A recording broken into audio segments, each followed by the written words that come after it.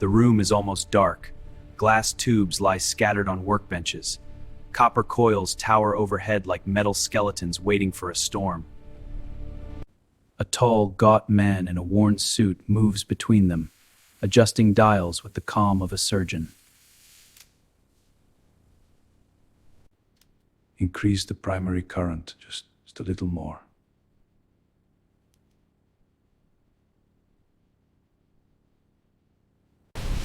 Lightning explodes indoors, chained to copper and wire.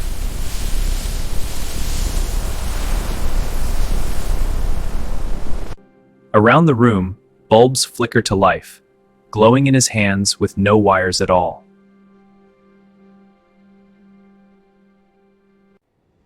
This is Time ENT Network and the Halt Who Goes There podcast, and tonight we walk into the heart of Nikola Tesla's Lightning Lab.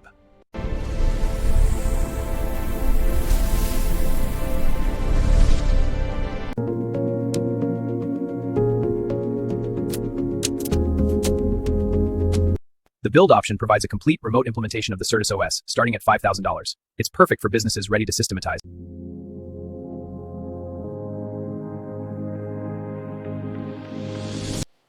You've been listening to Time ENT Network and the Halt Who Goes There podcast, Episode 1, Lightning in the Lab. Over 8 short episodes, we follow the man who tried to electrify the world and collided with money, power, and secrecy. Episode 1 begins here, in New York City, around 1891, at the moment his machines finally match the storm inside his head. Before investors pull their money, before government seize his papers, before he dies alone in a hotel room. To understand this night, we need to know who stepped into this lab. Prepare for condensed origin story. Nikola Tesla was born in 1856 in a small village called Smiljan, in what is now Croatia, to a Serbian family obsessed with books and faith. As a boy, he saw flashes of ideas as vivid mental pictures, machines he could spin and test entirely in his mind before he ever touched metal. He studied engineering in the Austro-Hungarian Empire, but never finished a degree. The classrooms bored him. The power of electricity did not. In 1884, he landed in New York with a suitcase, a few inventions, and a letter of introduction to the great Thomas Edison. Tesla joined Edison's company, working brutal hours fixing DC generators. It took only months for admiration to turn into frustration. Edison believed in direct current, short-range, low-voltage power. Tesla believed the future belonged to alternating current, AC, that could travel for miles with far less loss. The clash over current would become a public war. But on this night in 1891, that war is mostly won. Now Tesla is chasing something bigger than light bulbs. He wants power to leap through the air itself. No wires, no meters, no gatekeepers. Imagine a world where every home, every ship at sea, every remote village draws power from the sky. The machine in front of him is called a Tesla coil. Think of it as an electrical pump that builds up voltage until it bursts out as lightning. 2 sets of coils, primary and secondary, trade energy back and forth like kids on a seesaw, forcing electricity to climb higher and higher in pressure. When the pressure gets high enough, it tears through the air, carving a path of ionized gas we hear as a crackling violet-blue arc. Yes, there you are.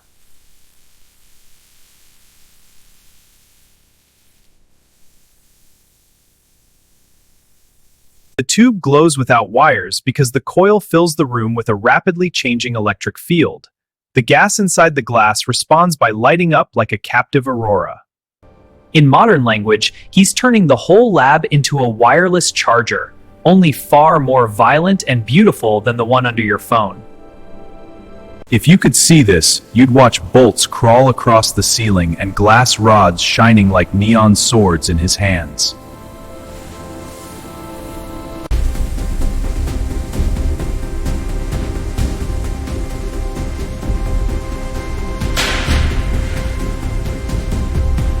But this isn't just a stage trick. For Tesla, the coil is a small-scale rehearsal for a far wilder idea, broadcasting usable power across continents. He imagines giant versions of this machine, planted like steel trees around the globe, feeding energy and information through the air to anyone who can receive it. This is Time ENT Network and the Halt Who Goes There podcast, and tonight we walk into the heart of Nikola Tesla's Lightning Lab.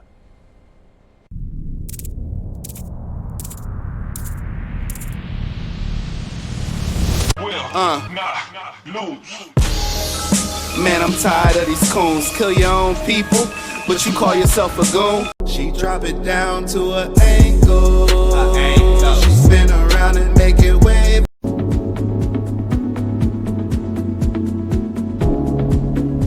HOV Lane, clothing for executives, coming soon. He imagines giant versions of this machine, planted like steel trees around the globe, feeding energy and information through the air to anyone who can receive it. Energy, like the air, should be free.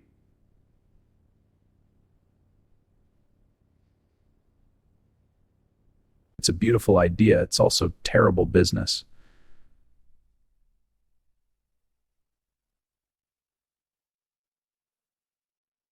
Bankers and industrialists don't fund dreams of free anything. They invest in meters, in monopolies, in systems where every watt can be counted and charged. Soon, men like JP Morgan will demand, "Where do we put the meter, Mr. Tesla?"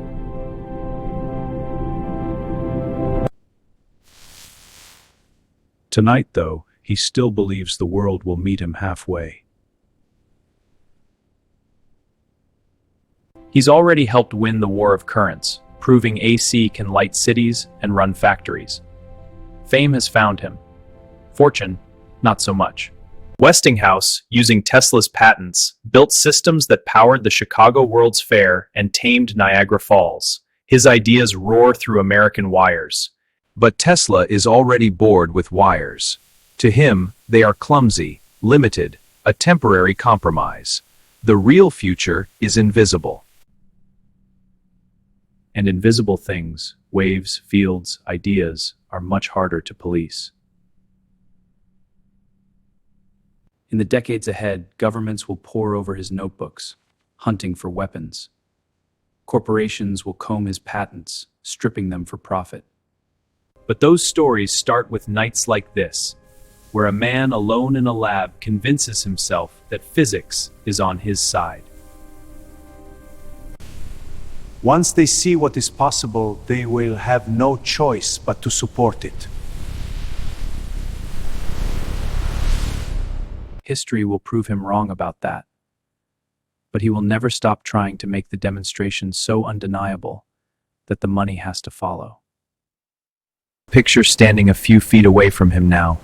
Your hair lifts, your skin tingles, and every instinct tells you this is not entirely safe.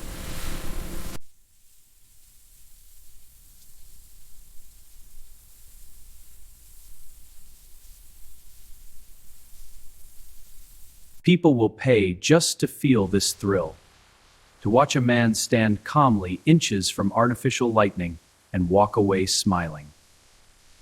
Tesla gives lectures where he walks among sparks and makes gas-filled tubes glow in his hands. Journalists write about him like a wizard more than an engineer. Do not be afraid. The current passes over the surface of my skin, not through my heart. He understands that spectacle can open wallets and minds. What he underestimates is how quickly those wallets close when the spectacle threatens profits. In later episodes, we'll follow him into boardrooms with JP Morgan, secretive government offices, and finally that lonely hotel room in 1943. For now, stay in this lab. Hear the storm he built with mathematics and copper, and the optimism that still drowns out his doubts.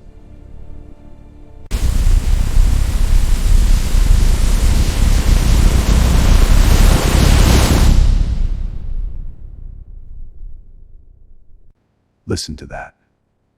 For the first time tonight, you can hear his heartbeat, his breathing, the weight of what he's trying to do. He is not building a parlor trick.